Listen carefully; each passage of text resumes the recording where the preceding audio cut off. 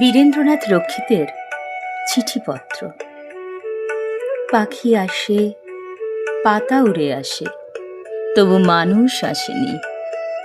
উড়তে প্রতিবন্ধ নিখিলে পড়ে আছে ভাঙা, ছোট আর ছেঁড়া খোঁড়া একটি চিঠির মানুষেরা।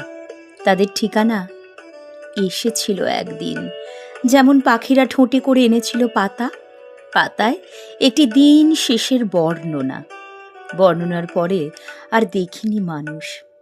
আসছে উত্তর দিতে চিঠি, লেখা হয়নি কি, চুপ করে আছে কে, তার সে অস্ফুট কুঁড়ি, অক্ষরে নিস্তব্ধতা।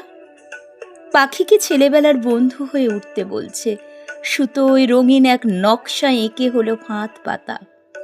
দেখতে দেখতে এই উপুর গুমোট বেলা জাম গাছের ঠান্ডা ছায়ায় জুড়িয়ে যাচ্ছে।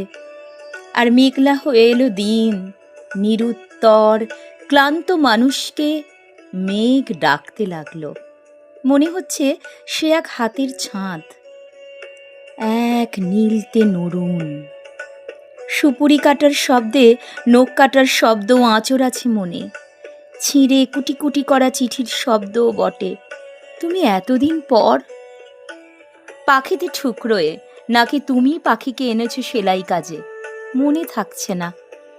এখন পাতা ঝরার এই আন্দোলন থেকে আরো তীব্র ব্যাপক আন্দোলনে যদিও হাতের ফোঁটটুকু ফুটবে না আর, তবু ঢং ঢং পিতল আভায় অনেক মুহূর্ত তার একটি মুগুরে বেজে গেল।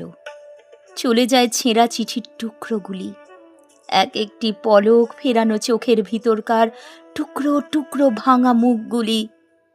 বিরুদ্ধে গুমোট ভাঙা ঝোড়ো হাওয়া মেঘ ডাকতে লাগলো।